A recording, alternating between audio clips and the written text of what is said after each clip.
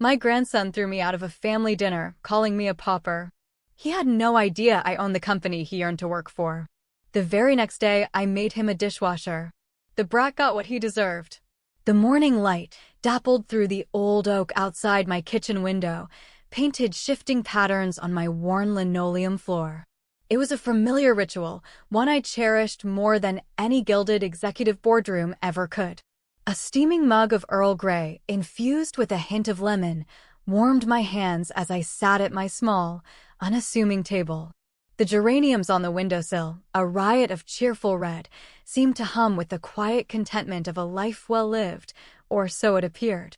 Most people, if they bothered to notice, would dismiss me as just another elderly woman, faded and forgettable, living out her twilight years in a modest, if charming, bungalow on the quieter side of town.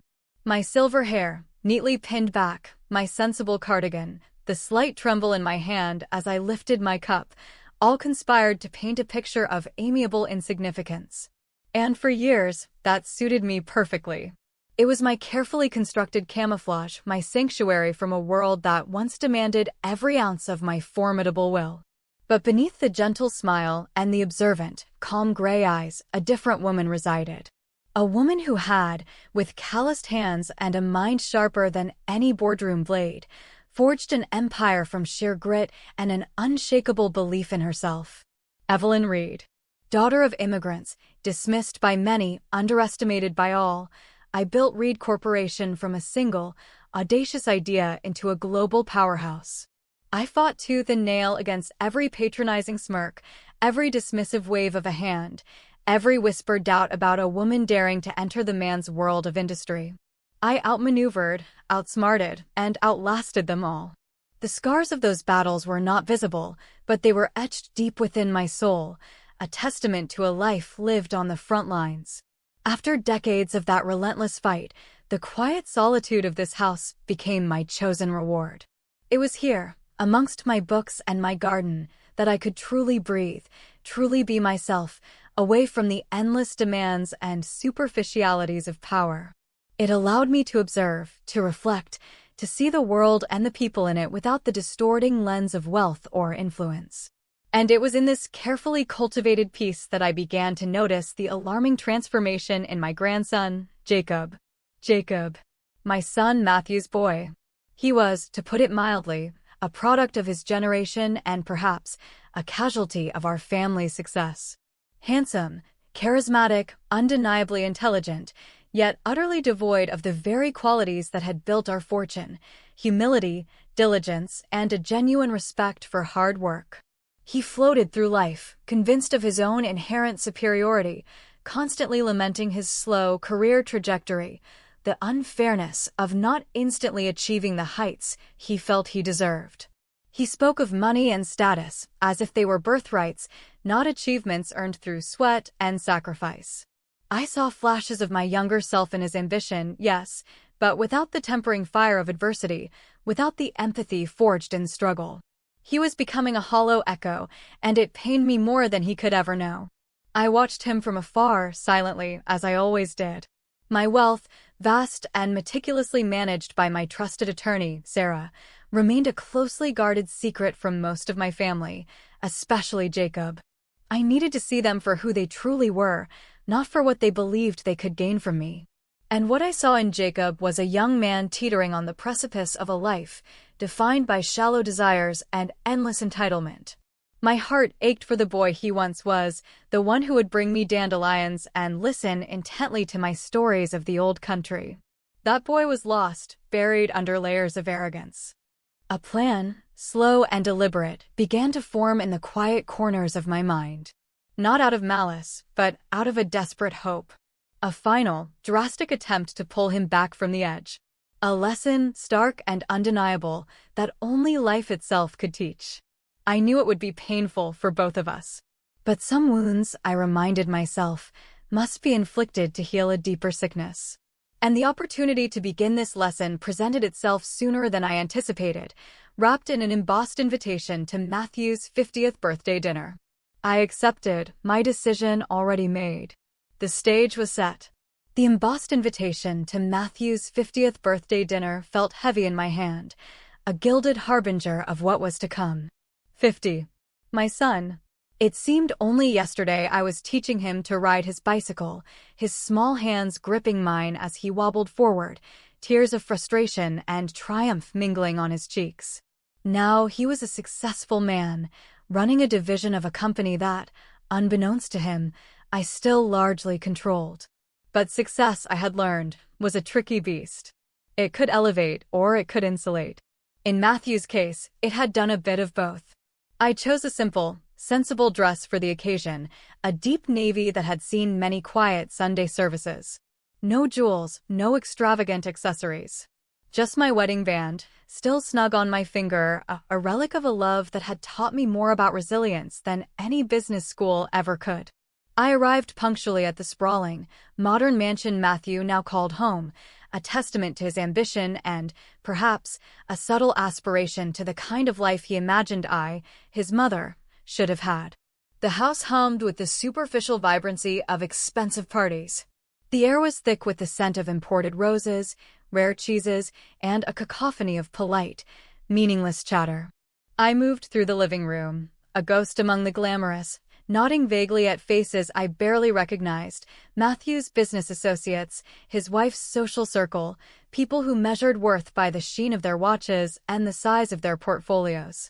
I watched them, these impeccably dressed strangers, as they nibbled on canapés crafted by some celebrated chef, marveling at how easily true warmth and genuine connection could be replaced by an elaborate spectacle. The food, presented with artistic precision, tasted of nothing to me. It lacked the love, the history, the soul of the simple dishes I had once made for Matthew and his father, dishes that filled a hungry stomach and a hopeful heart. Then I saw him. Jacob. He was holding court by the floor-to-ceiling windows, a glass of amber liquid in his hand, his laughter a little too loud, his gestures a little too expansive. He looked dashing, I couldn't deny it, a sharp suit, a confident smirk, the very picture of youthful ambition. My heart, despite everything, ached with a familiar pang of maternal affection. He was, after all, my grandson. But that affection quickly soured as I overheard snippets of his conversation, peppered with boastful pronouncements about his connections and his imminent ascent within one of the biggest corporations in the country. The irony was a bitter taste in my mouth. Dinner was announced, and we converged on the grand dining room. The table, polished to a mirror shine, stretched almost impossibly long, laden with silver and crystal. I found my place near Matthew, a quiet corner where I hoped to observe without drawing too much attention. But Jacob, alas, had other plans.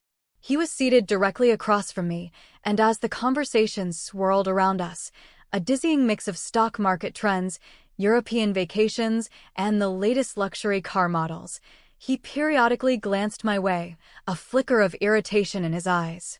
He was holding forth on a new marketing strategy he was developing for his company, a grand vision he articulated with a self-assured pomp that grated on my nerves. It was all theory, all bluster, utterly disconnected from the grind of real work. And that's why, Aunt Carol, he declared, gesturing wildly with his fork, nearly impaling a delicate piece of sea bass, this new approach will revolutionize brand engagement. It's about leveraging untapped demographics, understanding the zeitgeist. He paused, clearly expecting applause. I, in my quiet way, chose that moment to speak.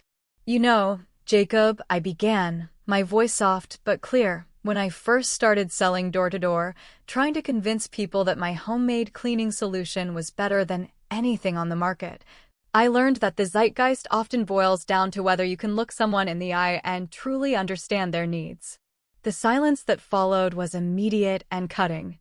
Every head at the table turned, not towards me, but towards Jacob, whose face had gone from confident to crimson in an instant. He slammed his fork down on his plate, the sharp clang echoing in the sudden stillness. "Grandma, please," he hissed, his voice laced with an icy disdain I had never heard directed at me. "We are discussing serious business here. This isn't the time or place for your quaint little anecdotes about peddling soap. Frankly, it's a little embarrassing." A cold knot tightened in my stomach, but I met his furious gaze evenly. He had crossed a line he didn't even know existed. Embarrassing. I repeated, my voice still low, but with an edge that only a few, very powerful men had ever heard. He laughed then, a short, bitter bark that grated against the fine china. Yes, embarrassing. Look around, Grandma. Do you really think your little stories about homemade cleaning solutions fit in here? You're a relic. A pauper at a king's table, frankly. You're ruining the ambience for everyone, especially for my colleagues here who actually understand what real business is. His eyes swept over the table, seeking validation, finding it in the uncomfortable, averted glances of his father, Matthew, and the stony silence of the others. Then the final, humiliating blow. He turned to a passing waiter, his voice dripping with condescension. Security, he snapped, gesturing vaguely in my direction. Could you please escort my grandmother away from the table? She's a little out of place. We wouldn't want her to inconvenience our esteemed guests. My breath hitched. The waiter, a young man with wide, startled eyes, paused, clearly unsure how to proceed. Matthew, my son, finally stirred. He opened his mouth, a weak, Jacob, that's enough, escaping his lips, but it was too little, too late. His protest was drowned out by Jacob's triumphant glare. My own son, unable to stand up for his mother. The wound went deeper than Jacob's insult. A sharp, searing pain shot through me, not physical, but emotional. It was a pain I hadn't felt in decades, a raw humiliation that brought back echoes of being dismissed, overlooked, and scorned in the early days of my career. But this time, it was from my own flesh and blood. Yet, despite the tremor in my soul, my outward composure remained unshaken. Years of negotiating ruthless deals, of facing down hostile takeovers, had taught me to control every outward flicker of emotion. My face remained a mask, my eyes unwavering. Slowly, deliberately, I pushed back my chair. The scrape of metal on the polished floor was the only sound in the now silent room. I rose, my movements stiff but precise. I looked at Jacob one last time, a silent promise in my gaze that he was too blind to see. Then, without a word, without a backward glance at Matthew's pleading eyes or the shocked faces around the table, I turned and walked out of the opulent dining room, leaving behind the clinking of forgotten silver and the echoes of a public victory that would soon turn to ashes in his mouth. My lesson had begun. The crisp night air, cool against my heated cheeks, was a welcome balm. I walked past the manicured hedges and perfectly illuminated fountains of Matthew's estate, each step a deliberate, almost defiant act. The sounds of the party, now distant and muffled, faded behind me. There was no taxi, no driver waiting. I had intentionally come alone, wanting no witnesses to the scene I knew, in my bones, was inevitable. I wanted no one to see the raw, exposed nerve of my pain, or the quiet, simmering resolve that was hardening within me with every stride. My modest car, an older model that blended seamlessly into any suburban street, was parked a few blocks away, tucked inconspicuously under a towering elm. Getting in, the familiar scent of old leather and a faint hint of the lavender sachet I kept hanging from the rearview mirror was a comfort. I gripped the steering wheel, my knuckles white, and simply sat there for a long moment, the hum of the engine a low thrum against the ringing silence in my ears. The humiliation. It was a physical ache, a tightening in my chest that stole my breath. A pauper at a king's table. The words, delivered with such venomous contempt, replayed in my mind. It wasn't the words themselves that cut so deeply, but the source. My grandson. The boy I had bounced on my knee, whose tiny hands I had helped guide as he learned to tie his shoes. The boy who, in his unbridled arrogance, had dared to dismiss a lifetime of struggle and achievement as mere quaint anecdotes. I closed my eyes, picturing his face, flushed with self-satisfaction, convinced of his own cleverness. He had no idea. No idea, indeed. The irony was almost unbearable. He had boasted about his aspirations within one of the biggest corporations in the country, a company he revered as the epitome of success and power. That company. Reed Corporation. My corporation. My brainchild. My life's work. I had founded Reed Corporation with nothing but a borrowed loan and a relentless spirit.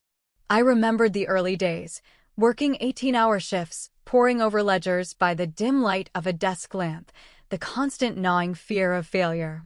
I remembered the skeptical bankers, the condescending male colleagues who dismissed my ideas, the snide remarks about a woman in business. I had faced down ruthless competitors, navigated treacherous market crashes, and outmaneuvered corporate raiders.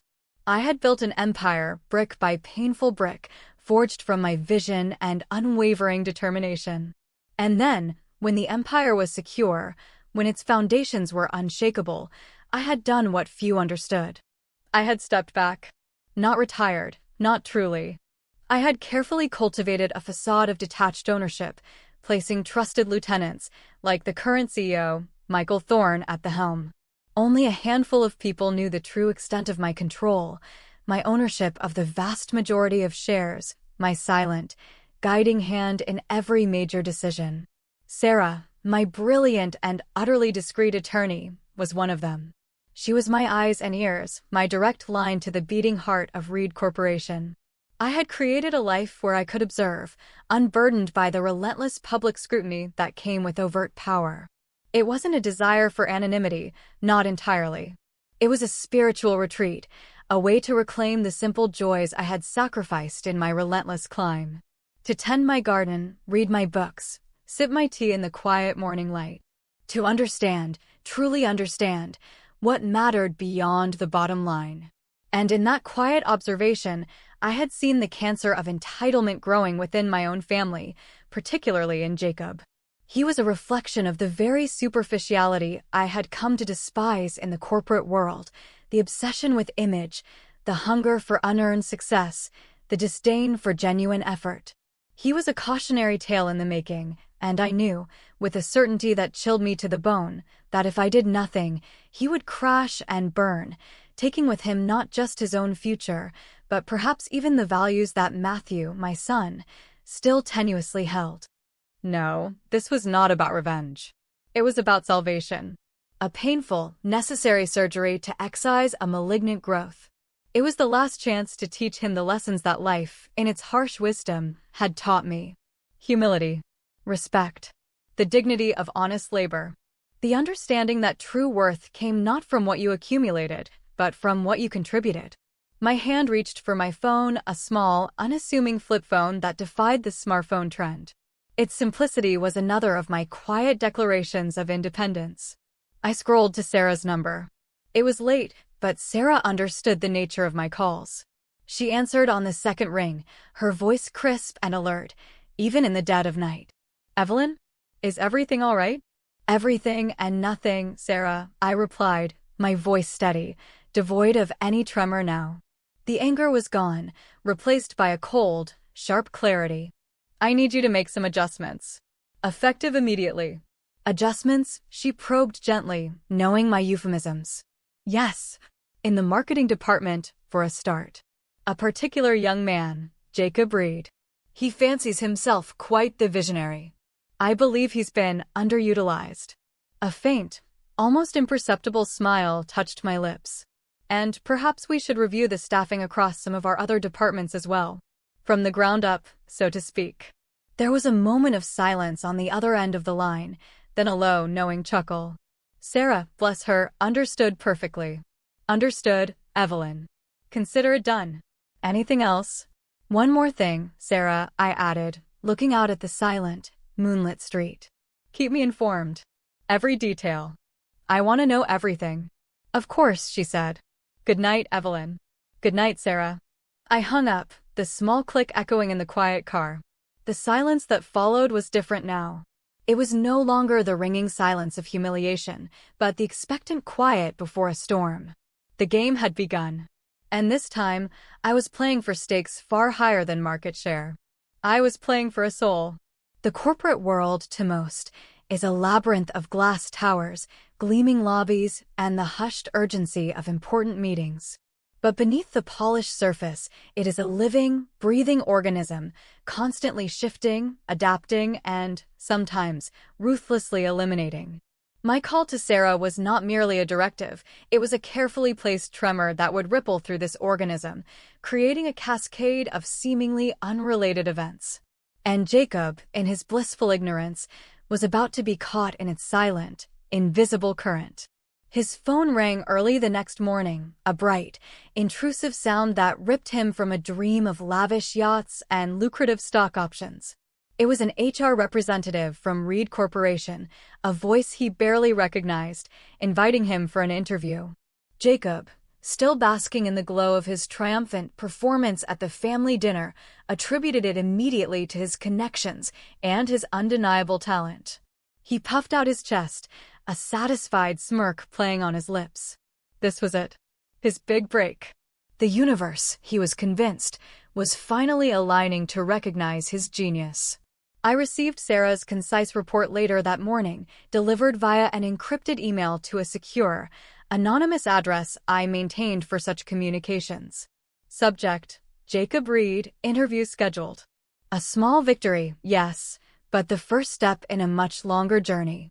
My internal monologue, as I sipped my morning tea, was a blend of resignation and quiet resolve. He wouldn't even consider the possibility that this wasn't purely his own doing. His ego was a magnificent, blinding shield. Jacob arrived at Reed Corporation's imposing headquarters a few days later, dressed in his sharpest suit, radiating an almost palpable aura of self-importance.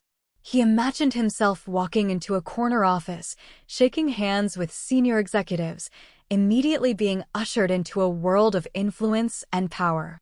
He didn't notice the slight, almost imperceptible smiles exchanged by the receptionists, or the way the HR manager, a woman named Ms. Albright, maintained a professional, yet utterly dispassionate demeanor during their brief encounter.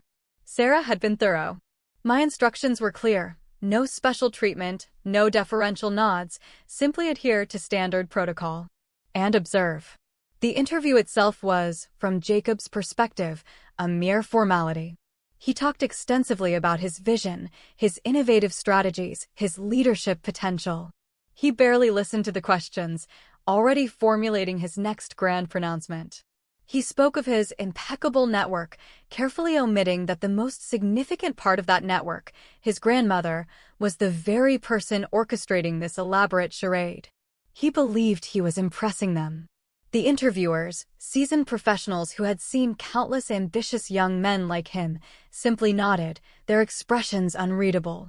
They had their own instructions, carefully couched in corporate jargon, about evaluating potential for growth and starting at foundational levels.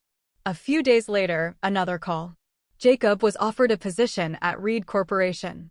He practically crowed down the phone to Matthew, proclaiming his triumph, oblivious to the fact that it wasn't the senior marketing executive role he had envisioned, but rather a junior administrative assistant position within a sprawling, largely overlooked department dedicated to internal communications. He saw it as a stepping stone, a brief, necessary detour on his rapid ascent to the C-suite. A temporary indignity before his inevitable glory. Subject: Jacob Reed, hired as junior admin assistant, internal comms. Sarah's email read. Reports to Mr. Henderson. Begins Monday. I smiled, a thin, almost imperceptible curve of my lips. Mr. Henderson. A good man. Thorough, no-nonsense, and utterly immune to flattery. He was precisely the kind of supervisor Jacob needed. The first thread of the intricate web was in place. The lesson had truly begun. Monday morning. I pictured it vividly, almost tasting the stale office coffee. Jacob, resplendent in his designer suit, would stride into the office, expecting a corner cubicle with a view, a personal assistant, and a warm welcome from his new, eager-to-please colleagues. The reality, I knew, would be far more mundane, far more ordinary. And that, in itself, would be his first rude awakening. He would find no gilded cage, only a very simple, rather cramped desk, a shared printer, and a mountain of paperwork. The Emperor, in his new clothes, was about to discover the brutal efficiency of a corporate mailroom. The next morning, as the sun climbed higher, painting the geraniums on my windowsill in vibrant hues, I found myself anticipating Jacob's first day with a strange mix of apprehension and grim satisfaction. I imagined him, resplendent in his expensive suit, strolling into the behemoth that was Reed Corporation, expecting immediate deference and a path paved with gold. The reality, I knew, would be a stark contrast. Sarah's next report arrived promptly at noon, detailing the mundane specifics of his new role. Jacob Reed commenced employment as Junior Admin Assistant, Internal Communications. Assigned Desk 3B, Shared Workstation. Initial tasks: document collation, interdepartmental mail distribution, and office supply inventory. Desk 3B. A shared workstation. Document collation. I savored the details, each one a tiny brick in the wall of reality I was building around him. This was not the corner office, not the glass-walled kingdom he had envisioned. This was the engine room, the churning, unsung heart of any large corporation, where the real work, the unglamorous, indispensable work, got done. I imagined him arriving, suit jacket perhaps a little too ostentatious, his cologne a touch too heavy. He'd probably expect a tour, an introduction to senior staff, a warm welcome into the fold. Instead, he would have been pointed to his desk, handed a stack of binders, and given a brief, matter-of-fact rundown of his duties by a weary-looking Mr. Henderson. No fanfare, no special treatment, just the quiet, unrelenting hum of an office going about its business. My internal monologue drifted to Mr. Henderson, Jacob's new supervisor. A man of quiet efficiency, a loyal employee who had risen through the ranks not by flash and bluster, but by diligent, consistent effort. He was precisely what Jacob needed, a mirror reflecting the unvarnished truth of his own work ethic. Henderson wouldn't tolerate arrogance, he would demand results. I pictured Jacob's initial attempts at leadership, his likely efforts to delegate his menial tasks, to offer strategic insights, where none were requested, to express his disappointment at the scope of his duties. I knew he would try to impress, to charm, to subtly remind everyone of his potential and his supposed connections. And I knew, just as certainly, that it would all fall flat. His colleagues, I imagined, would be a diverse group. Some would be quiet, hard-working individuals, content in their roles, who would view Jacob's antics with a mixture of amusement and weary tolerance. Others might be older, more cynical, having seen countless ambitious young men crash and burn. They would be immune to his charm, perhaps even quietly resentful of his perceived entitlement. He would quickly learn that in the trenches of corporate life, respect was earned, not demanded. The day stretched on. I thought of Jacob, perhaps still trying to maintain his veneer of importance while wrestling with a broken photocopier, or awkwardly trying to navigate the labyrinthine corridors with a stack of mail that was too tall to see over. Each minor inconvenience, each small frustration, would chip away at his carefully constructed image of himself. He would be forced to interact with people he considered beneath him, to ask for help, to perhaps even feel the sting of mild ridicule. I smiled faintly into my teacup. This was not about cruelty, it was about calibration. He had lost his footing in the rarefied air of assumed success. Now he was being brought back down to earth, where gravity still applied. He would learn the weight of a day's work, the subtle dynamics of a team, the quiet satisfaction of a job well done, no matter how small. Or he would break. And that, too, was a lesson. The next few days brought more reports from Sarah, each one confirming my predictions. Jacob Reed struggling with basic administrative tasks, missed deadline for interdepartmental report. Attempted to delegate filing to senior colleague, met with polite refusal. Expressed dissatisfaction with workload to Mr. Henderson, advised to manage expectations. The words were precise, clinical, yet in them, I could read the unfolding drama of Jacob's unraveling. He was fighting the current, flailing against the very forces designed to teach him. But the current was strong and the forces, silent and unseen, were relentless. He was learning, slowly and painfully, that in the real world, the zeitgeist didn't care about his grand pronouncements. It cared about whether the mail got delivered on time and whether the office supplies were accurately inventoried. And as he grappled with these mundane realities, A quiet sense of peace settled over me. The initial pain of his words had receded, replaced by a quiet, steely resolve. The lesson was in progress. And it was far from over. The initial shock of Desk 3B, the endless stacks of binders, and the indifferent hum of the photocopier quickly morphed into a simmering resentment for Jacob. He considered it an insult, a deliberate attempt to stifle his obvious talent. Sarah's reports, delivered with their usual dry precision, painted a clear picture of his downward spiral. Jacob Reed consistently late for work, citing traffic and unforeseen personal commitments. Exhibits a dismissive attitude towards colleagues, particularly older employees. Frequently seen on personal phone calls during work hours. Complains about lack of challenging assignments to Mr. Henderson. Advised to focus on current duties. I imagined him, tapping his expensive shoes impatiently, sighing dramatically over a simple spreadsheet.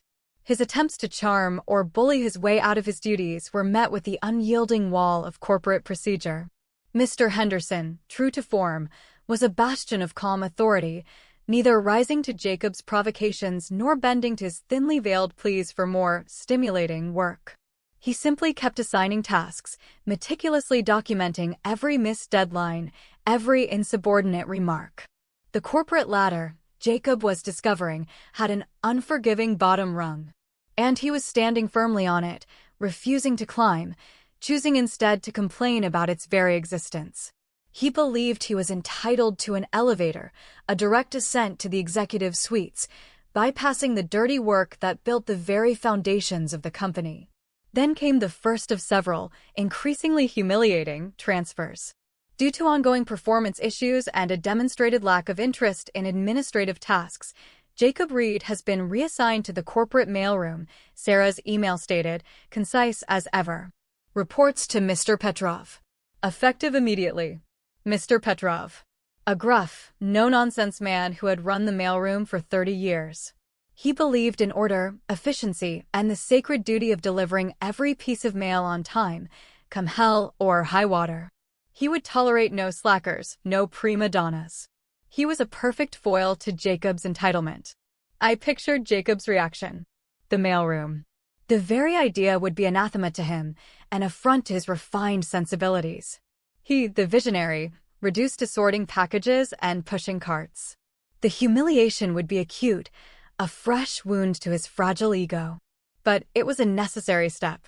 He needed to learn that every part of the corporate machine, even the seemingly lowliest, was vital.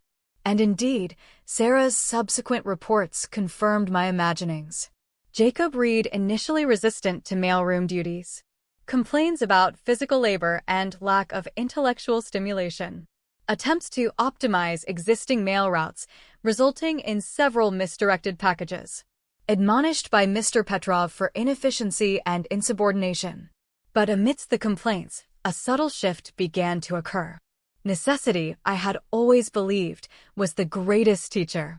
Forced to interact with a different set of colleagues, hardened, pragmatic individuals who saw through his pretensions instantly, Jacob slowly, grudgingly, began to adapt. He learned to lift heavy boxes, to navigate the maze of the building's internal routes, to read a shipping label with precision. He began to understand, however faintly, the rhythmic pulse of a task-oriented environment. The mailroom, however, was not his final destination in this rapid descent.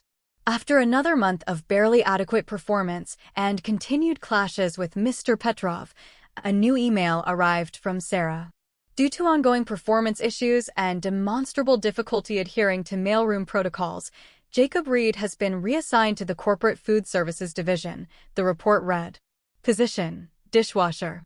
Reports to Mr. Santiago, head chef. Effective tomorrow. Dishwasher. The word hung in the air, a stark, resounding clang that echoed the very humiliation he had inflicted upon me. I closed my eyes, picturing it, the steam, the grease, the endless mountains of dirty plates. The antithesis of everything Jacob held dear. No polished surfaces, no designer suits, no talk of zeitgeist. Just honest, back-breaking labor. A wave of something akin to maternal sorrow washed over me, brief but intense. This was a harsh punishment, yes. But it was also, I believed, his ultimate opportunity. It was the furthest one could fall within the corporation without being entirely out. It was rock bottom, a place where all pretenses were stripped away, where one was forced to confront oneself without the comforting illusions of status or privilege. I knew he would feel the sting of it, perhaps more acutely than anything before.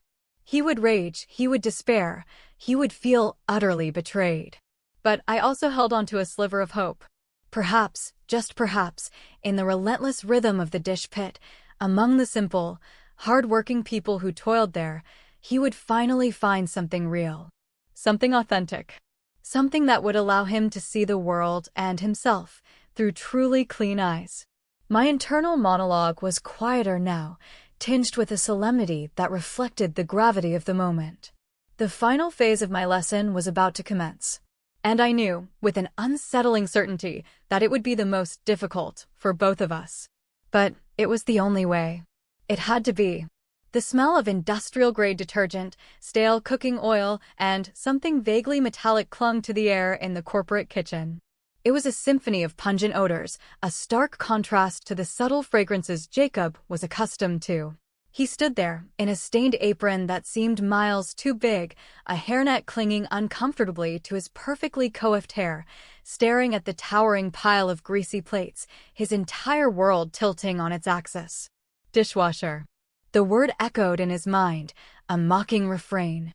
Sarah's report was succinct, devoid of emotional embellishment, yet I could read the raw despair between the lines. Jacob Reed commenced duties as dishwasher, corporate food services. Initial reaction: extreme distress, verbal complaints regarding unsuitable work environment and mismanagement of talent. Observed struggling with equipment. Admonished by Mr. Santiago for slow pace. Mr. Santiago, the head chef, was a man whose formidable presence matched the cacophony of his kitchen. He was a maestro of organized chaos, a whirlwind of culinary precision and demanding efficiency. He had no time for excuses, no patience for laziness. He saw only the work that needed to be done and the hands available to do it. Jacob, in his designer suit and with his delicate sensibilities, was an alien in this world. I imagined his first hour. The scalding water, the slick residue of food, the sheer, relentless volume of dishes. His hands, accustomed to the soft touch of a smartphone or a pen, would ache. His back, used to the plush support of an executive chair, would protest. Every fiber of his being would scream in indignant revolt. He would be surrounded by men and women whose lives were defined by this physical labor, who moved with practiced efficiency he could only marvel at or resent.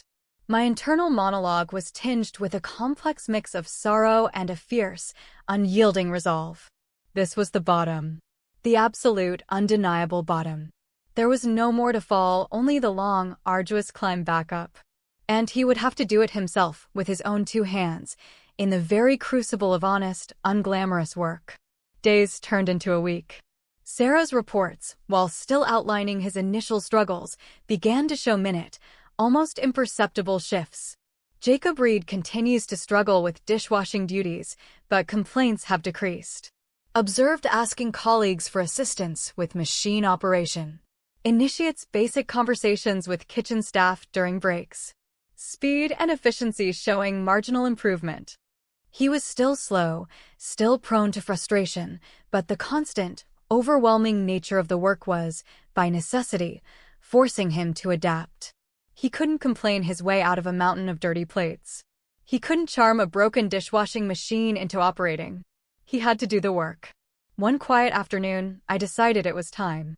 Time for a casual observation, a seemingly accidental encounter. I dressed in a simple, unassuming skirt and blouse, a sensible pair of shoes, blending into the ebb and flow of visitors and employees that frequented the corporate cafeteria during off-peak hours. I ordered a simple chicken salad sandwich and a glass of water, then found a table tucked away in a corner, strategically positioned to offer a clear view of the bustling kitchen entrance. The air in the cafeteria, though cleaner than the kitchen, still carried a faint echo of its industrial sense. Families of employees, a few solitary workers enjoying a quiet break, all moved through their lunch hour, oblivious to the drama unfolding just beyond the swinging doors. And then I saw him. He emerged from the kitchen, pushing a cart laden with empty bus trays, his apron still stained, his hairnet slightly askew. His shoulders were slumped, but there was a new, subtle tension in his posture, not arrogance, but a weariness that spoke of effort.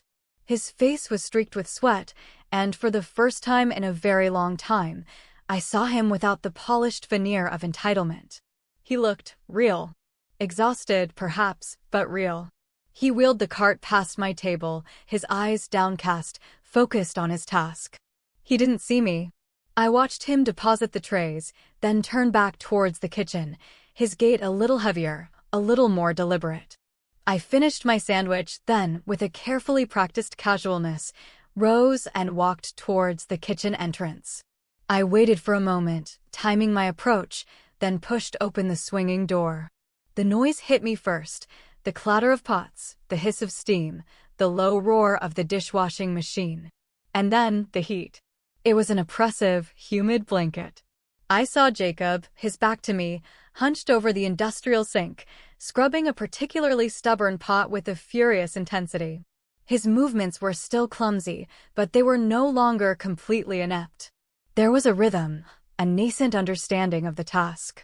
I took a deep breath, letting the cacophony of the kitchen wash over me, settling into the role I had chosen. I approached him, my footsteps almost imperceptible over the din. "Excuse me," I said, my voice pitched to be heard above the noise, but still gentle. He jumped, startled, dropping the pot with a loud clang that echoed through the kitchen. He spun around, his eyes wide, then narrowed in a flash of recognition and mortification. His face, already flushed from the heat, deepened to a furious crimson. "Grandma," he choked out, his voice a mixture of disbelief and utter horror. He looked around wildly, as if expecting the entire kitchen staff to turn and gawk. "Hello, Jacob," I said, a faint, sad smile touching my lips. "Hard at work, I see." He stammered, his mind clearly racing, trying to find an explanation, an excuse, a way to disappear. I'm filling in. They needed a hand. It's not my actual job, of course. Just helping out." His eyes flickered desperately around the busy kitchen, seeking an escape. I simply nodded, my gaze unwavering, taking in his stained apron, his sweat-streaked brow, the red, raw skin on his hands. "Helping out," I repeated, my voice devoid of judgment, yet resonating with an undeniable truth. "It looks like very important work, Jacob. Someone has to do it." His shoulders sagged. The fight seemed to drain out of him, replaced by a profound weariness. He looked at the mountain of dirty dishes, then back at me, a flicker of something new in his eyes, not just anger or shame, but a nascent, painful understanding. The masks were beginning to crack. And I knew in that moment that the lesson truly was beginning to take hold. The clatter of dropped pots, the rhythmic hiss of the industrial dishwasher, the shouts of Chef Santiago, all faded into a dull roar around us. Jacob stood before me, his eyes, usually so defiant, now a complicated mix of shame, anger, and a raw, exposed vulnerability I hadn't seen in him since he was a small boy. The mask of arrogance he wore so diligently had finally shattered under the relentless assault of the dish pit. "Grandma, what are you doing here?" he finally managed, his voice barely a whisper above the din, laced with an almost childish despair. Are you here to see this?" He gestured vaguely at the mountains of dirty dishes, at his own grimy apron, at the entire, unforgiving reality of his new existence. I met his gaze, my own eyes softening, yet holding firm. "I come here sometimes, Jacob," I said, my voice calm, cutting through the noise with surprising clarity. "For lunch." And yes, I added, my gaze sweeping over the scene, "I've seen it." "I've seen you." He visibly recoiled, as if struck. It's just a temporary thing," he mumbled, trying to reclaim some shred of dignity, but the words lacked conviction. "A mix-up.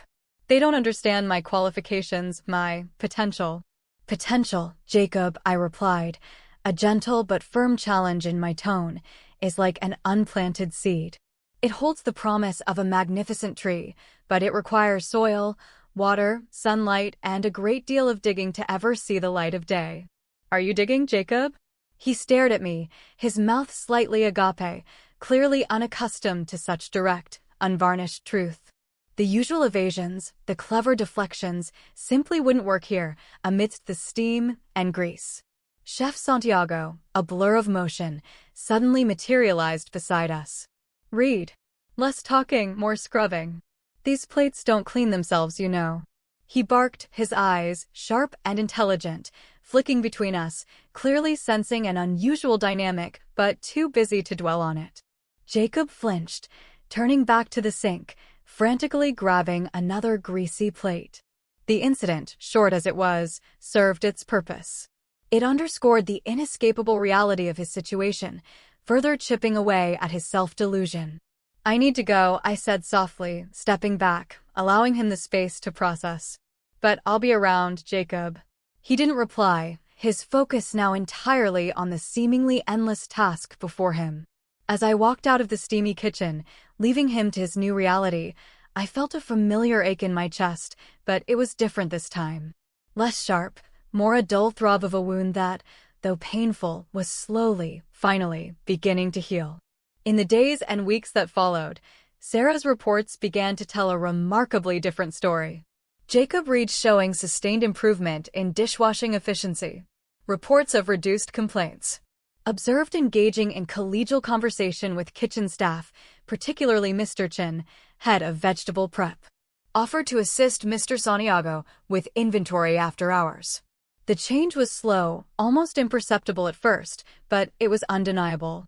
The crushing weight of the work, the lack of an easy escape, was finally forcing Jacob to look inward, to confront the emptiness of his previous life. He was learning the rhythm of the kitchen, the unspoken camaraderie forged in shared labor. Mr. Chin, a quiet, philosophical man who had immigrated from Taiwan decades ago, became an unexpected mentor, sharing not just tips on chopping garlic, but also stories of resilience, of starting over, of the quiet dignity found in honest work. Jacob, for the first time, was listening. Truly listening. He was no longer the arrogant, complaining youth. He was still Jacob, still with his flashes of impatience, but now tempered by a growing humility. He learned the value of a clean plate, the importance of teamwork, the sheer effort required to put food on a table, let alone remove the remnants. He was learning to respect the very people he had once deemed invisible. One particularly grueling day, a massive corporate event overwhelmed the kitchen. Orders piled up, dishes multiplied faster than they could be cleaned, and the stress reached a fever pitch.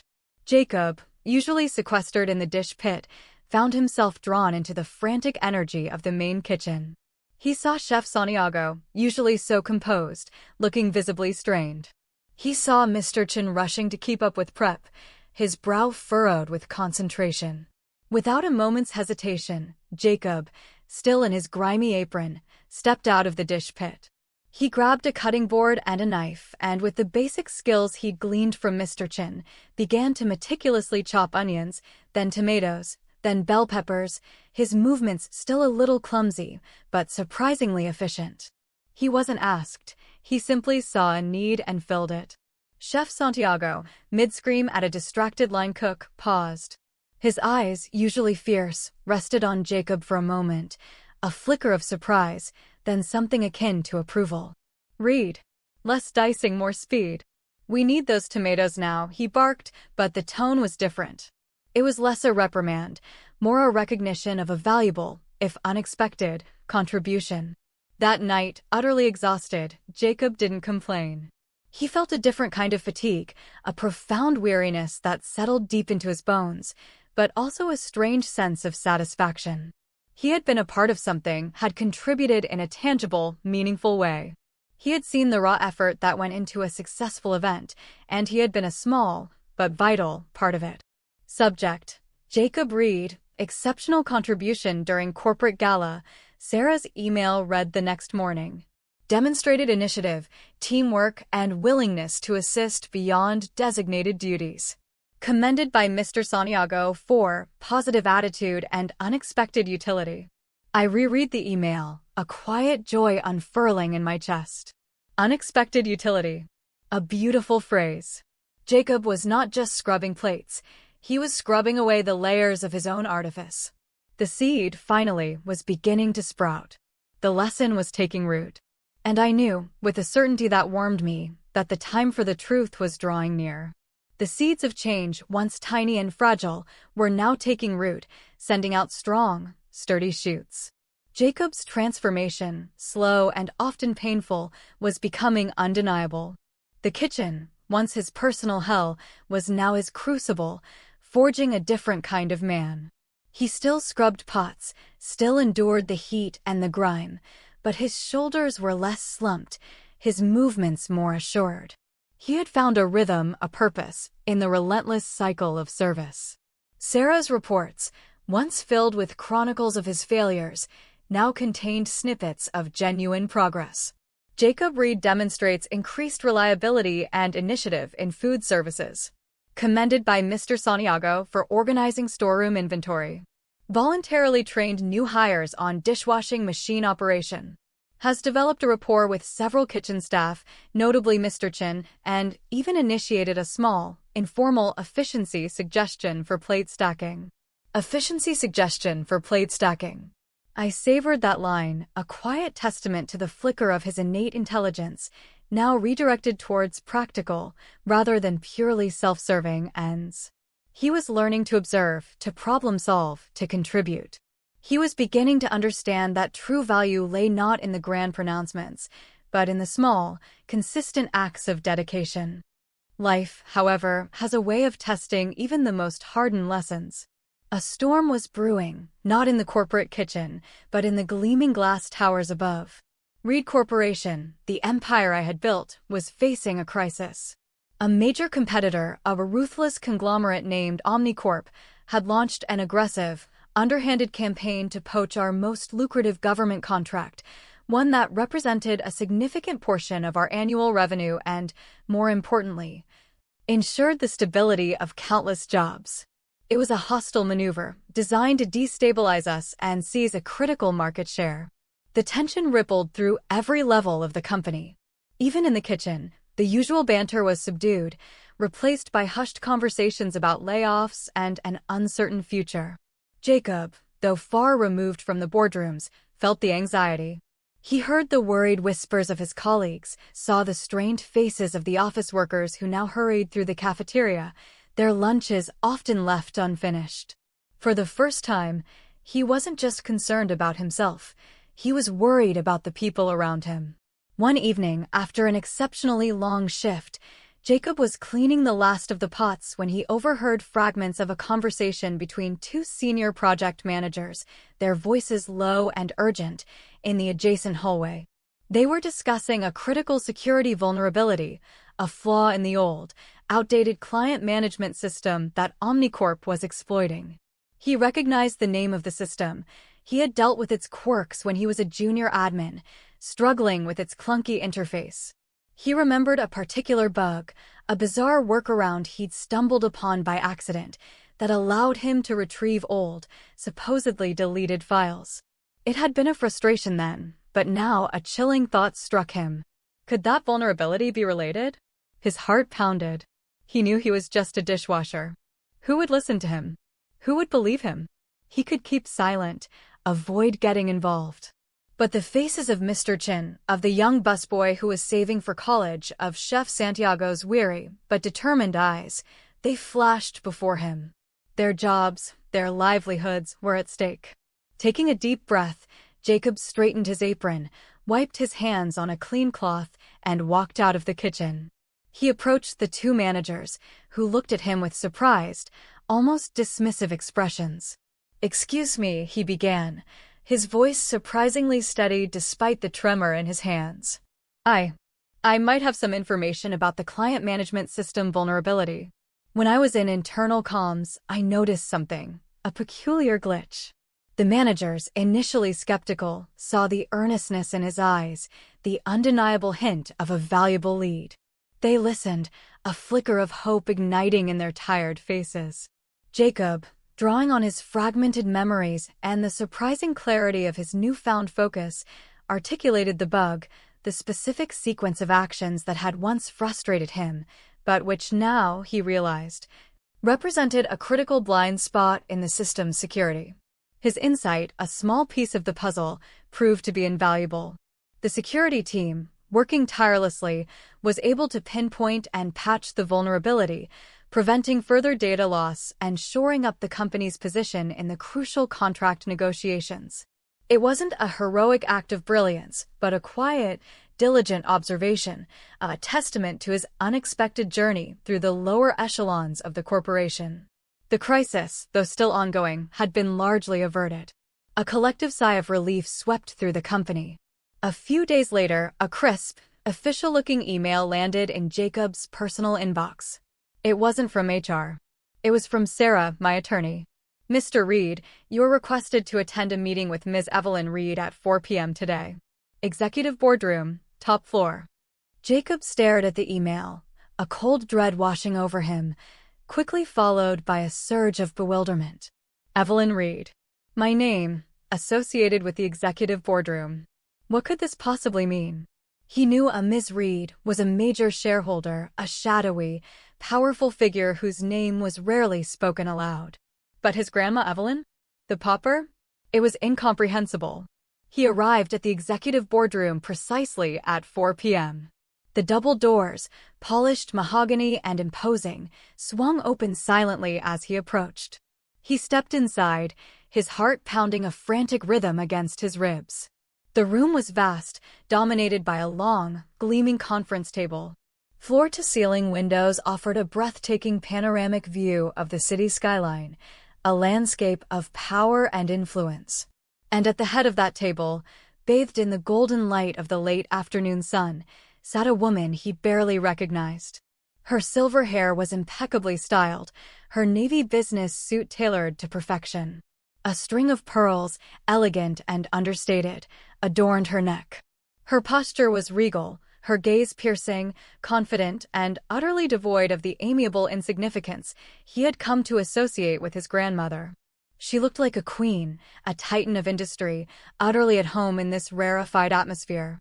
It was me, Evelyn Reed. Not the quiet, unassuming old lady who tended her geraniums.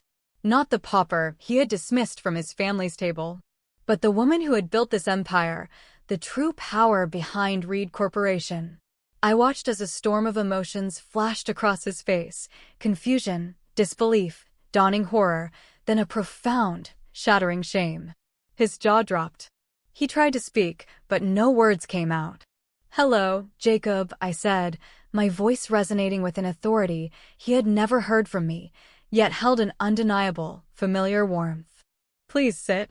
I gestured to the chair directly opposite me, a silent invitation to confront the truth. The mask finally was off. Jacob stumbled towards the chair, his legs feeling like lead, his mind reeling. The polished floor seemed to tilt beneath him, the breathtaking view outside the window blurring into an abstract smear of steel and glass. He sank into the plush leather, his gaze locked on me, his grandmother, who now sat before him like an empress on her throne. The air in the opulent boardroom, usually so still and controlled, crackled with the raw electricity of his shock. His face was a canvas of rapidly shifting emotions. Disbelief, first and foremost. His eyes darted from my perfectly coiffed silver hair to the elegant pearls at my throat, to the commanding presence I exuded, a stark contrast to the sensible cardigans and gentle smiles he remembered. Then came a flash of desperate denial, as if his mind refused to reconcile the pauper with the undeniable power emanating from the woman before him. That denial quickly gave way to a dawning, sickening horror as the pieces of the puzzle began to click into place. The company he yearned for, the empire he had so arrogantly dismissed me from, the very place where he had been relegated to a dishwasher, it was hers. It was mine. Finally, overwhelming all else, came the crushing weight of shame. His cheeks, already flushed, deepened to a furious crimson. He looked down at his hands, still slightly rough from the dish soap, then back up at me, his eyes wide, glazed with unshed tears of humiliation. Grandma, he croaked again, the word barely audible, a desperate plea for this to be some elaborate, cruel dream. What is this? What's happening? I leaned forward slightly, my gaze unwavering, my expression one of profound seriousness, yet tinged with a deep, maternal sorrow. What's happening, Jacob, I began, my voice clear and measured, is the culmination of a lesson. A lesson I hoped you would never need, but one you made profoundly necessary. I paused, letting my words sink in, watching him intently. You called me a pauper, Jacob. You dismissed me from your father's table, called me out of place, and had me escorted away, because I was an embarrassment to your ambition. You spoke of real business and zeitgeist as if they were granted to you, not earned. His head dropped, his chin almost touching his chest. He couldn't meet my eyes. The shame was a tangible thing, suffocating him. You imagined yourself entitled to success, I continued, my voice gaining a quiet intensity, to the corner office, to a position of power, without understanding the foundation upon which such things are built. Without understanding the sweat, the sacrifice, the relentless effort, and most importantly, the people who make it all possible. I pushed a single, sleek tablet across the polished table towards him. He flinched, then slowly, hesitantly, picked it up. The screen displayed a series of documents, corporate charters, shareholder agreements, meticulously detailed financial statements. His eyes scanned them, uncomprehending at first, then widening in recognition as he saw my name, Evelyn Reed, listed as the majority shareholder, the founder, the ultimate authority of Reed Corporation. He saw the dates, the original incorporation papers, the entire, undeniable history. He gasped, a choked sound, dropping the tablet onto the table with a clatter. It spun for a moment, reflecting the vast city outside, then settled, revealing the undeniable truth. This company, Jacob, I said, my voice now softer, yet still firm, the one you yearned to join, the one you boasted about to your colleagues, the one you now serve in its lowest capacity, it is mine. It has always been mine. He looked up then, his eyes burning with a desperate mixture of betrayal and dawning comprehension. You did this to me? He whispered, his voice hoarse with emotion. You arranged all of it? The interviews, the demotions, the kitchen. Yes, Jacob, I confirmed, meeting his gaze unflinchingly. I did. Not out of malice, I assure you, but out of a profound love. A love that saw you hurtling towards a future of empty ambition and superficiality. A future where you would never know true satisfaction, true respect, because you would never have earned it. I leaned back, my voice now taking on a more reflective, almost philosophical tone. I built this company from nothing, Jacob. I cleaned my own floors, packed my own orders, fought for every single client. I learned the value of every hand that helped me, from the janitor to the delivery driver. I learned that a corporation is not just a collection of assets, it's a living, breathing community of people, each one vital to its success. And you, my grandson, had forgotten that. Or perhaps, you had never truly learned it. He sat in stunned silence, absorbing my words, the weight of the revelation pressing down on him. I saw the anger warring with the shame, the resentment battling the nascent understanding that had begun to sprout in the kitchen. This was his true moment of reckoning.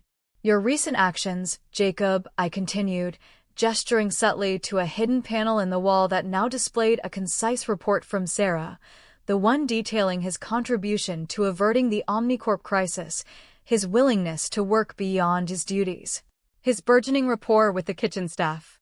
Your initiative during the crisis, your willingness to step up in the kitchen, your newfound respect for Mr. Chin and Mr. Santiago, these are the sprouts of the man I always hoped you could become.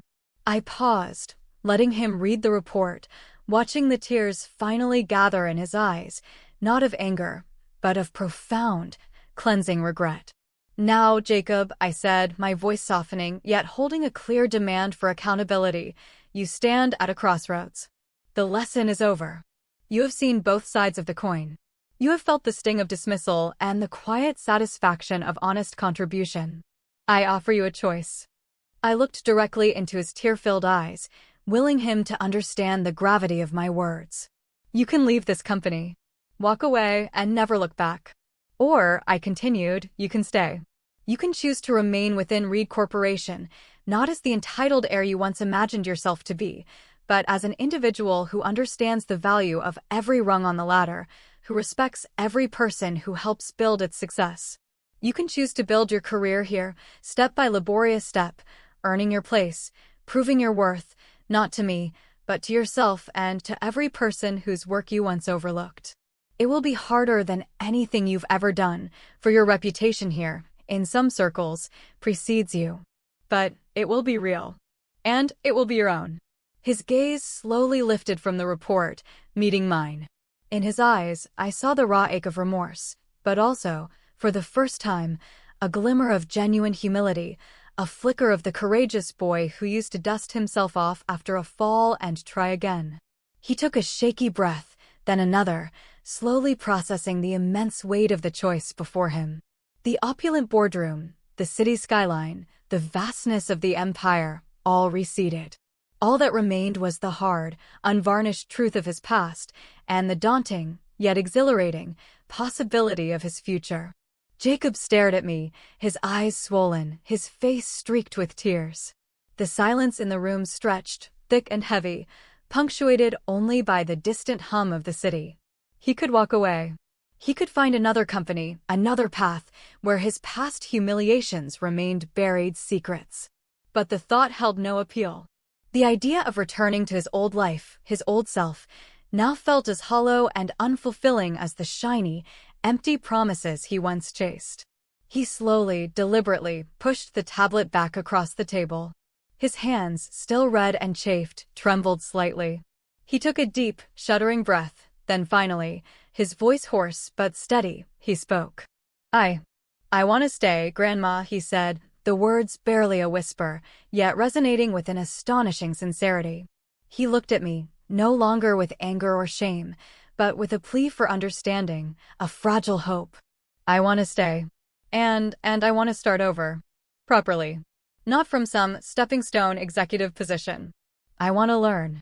From the bottom. From where I am now. I want to earn it. Really earn it. A profound sense of relief washed over me, a warmth spreading through my chest. He had chosen wisely. He had chosen the harder, more honest path. Very well, Jacob, I said, a faint, genuine smile touching my lips. Then the true work begins. I called Sarah into the boardroom, her face a mask of professional calm, though her eyes held a knowing glint as she took in Jacob's disheveled appearance and tear-stained face. Sarah, I instructed, Jacob will be staying with Reed Corporation. He will continue his work in food services for the foreseeable future, but with a view to gradually transition into other operational departments, learning every facet of the business. From the ground up. He will report to you regularly, and I expect detailed progress reports. Sarah nodded, her pen already poised over a small notebook. Understood, Evelyn. And his current salary? I glanced at Jacob, who looked up, startled. His current salary will remain. And no special privileges. He earns his way, just like everyone else. Jacob nodded, a newfound determination hardening his gaze. Thank you, Grandma, he said, his voice imbued with genuine gratitude, devoid of the previous forced politeness. Thank you. Years passed. The quiet rituals of my life continued, the morning tea, the geraniums, the books. But now my world was also enriched by Sarah's regular reports, which chronicled Jacob's painstaking ascent. He stayed in food services for another year, becoming not just a proficient dishwasher, but a trusted member of the team. He learned to manage inventory, to coordinate deliveries, even to create more efficient schedules for the kitchen staff. He earned the respect of Mr. Santiago and Mr. Chin, not through his lineage, but through his sweat, his dedication, and his newfound humility. He learned their stories, understood their struggles, and for the first time, felt a genuine connection to people whose lives were so different from his own. From food services, he moved to logistics, then to warehouse operations, then to customer service. Each department presented its own challenges, its own unsung heroes, its own intricate systems. He learned to drive forklifts, to troubleshoot delivery routes, to calmly resolve customer complaints, facing the ire of frustrated clients with a patience he never knew he possessed. He took night classes in business administration, devouring textbooks with an earnestness he had once reserved for luxury catalogs. He was no longer trying to impress, he was trying to understand. Our relationship, once strained and distant, had undergone a profound transformation. He visited my modest home frequently now, not out of obligation, but out of genuine affection. We would sit on the porch, sipping iced tea, and he would tell me about his day, not about grand triumphs, but about the small victories, the unexpected challenges, the lessons learned. He sought my advice, listened intently to my quiet wisdom, and shared his own insights, forged in the crucible of hard-won experience. He understood now that my quaint anecdotes were not just stories, they were blueprints for resilience, testaments to the power of perseverance. He spoke often of Mr. Chin, of the mailroom's Mr. Petrov, of Mr. Henderson from internal communications. He saw them now not as nameless subordinates, but as the intricate, indispensable gears of the corporate machine, each person vital, each contribution valuable. He championed their causes, advocated for better conditions, and never forgot the lessons of the dish pit. 5 years after that fateful family dinner, another invitation arrived. This time, it was for Matthew's 60th birthday. I hesitated, then accepted. The stage, I knew, would be different now. The mansion still glittered, the air still hummed with the polite chatter of the affluent. But as I walked in, I noticed subtle changes. The food, while still exquisite, felt less ostentatious, more focused on quality ingredients than pure display. The atmosphere, while still celebratory, felt warmer, more genuine. And then I saw Jacob. He was standing by the fireplace, talking animatedly with a group of colleagues, not the slick, self-important associates of his past, but a diverse group of men and women from various departments, some of whom I recognized from Sarah's earlier reports. He was dressed impeccably, but not ostentatiously. His posture was confident, but not arrogant. His laugh was genuine, and his eyes, when he caught sight of me, lit up with a warmth that reached his very soul. He immediately broke away from his conversation and walked towards me, his stride purposeful, his smile broad and authentic. "Grandma, you made it," he said, taking my hand gently, his touch firm and respectful. He pulled out a chair for me, then sat beside me, his attention entirely focused on me. Later, during dinner, the conversation turned, inevitably, to business. Jacob, now a senior operations manager at Reed Corporation, spoke of a new initiative he was leading, a program to streamline supply chain logistics, but with a strong emphasis on fair labor practices and supporting local businesses. He articulated his vision with clarity and passion, citing examples from his own experiences in the warehouse and in customer service. "We realized," he explained, looking around the table, his gaze including everyone, from Matthew to the younger cousins, that true efficiency isn't just about cutting costs. It's about respecting every link in the chain, valuing every person's contribution. From the farmers who grow our raw materials, to the teams in the mailroom and the kitchen who keep our operations running smoothly, to the customer service reps who are the voice of our company. Every single person matters. Matthew, my son, listened intently, his expression one of profound pride, a quiet awe in his eyes.